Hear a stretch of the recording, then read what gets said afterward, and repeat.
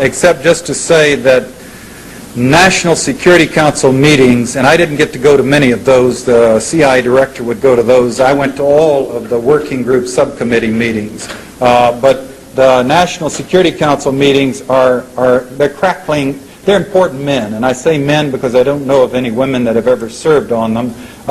Secretary of State, Secretary of Defense, Vice President, the President comes in sometimes, a CI director, people like that with enormous responsibilities and power who are aware of their power. The etiquette is that you don't keep people waiting. You don't show up 30 minutes late to those meetings because the other people are powerful and busy too. One day, Henry Kissinger came to the meeting late, and everyone was having to wait.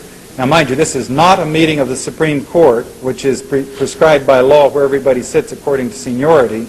At least that time it was an office, a not very esoteric office in the White House with an oak table and some drapes and some maps, but no electronic flashing boards or anything like that, and people sit around a table, and then chairs where staffers can sit around beside the table and help the boss.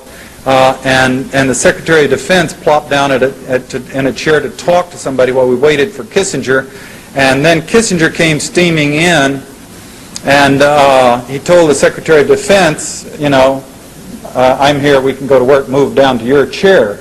And the Secretary of Defense said, well, I'm all set up here today, you sit down there today.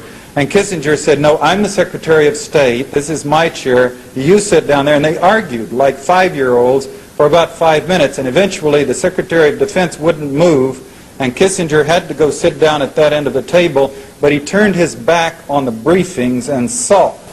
He wouldn't pay attention to to what we were saying that day because he couldn't have his chair. And we were making decisions that were getting people killed in Angola, and I'm not exaggerating one bit. I could go on and on with such anecdotes of what I saw. Some of them obviously much more pertinent.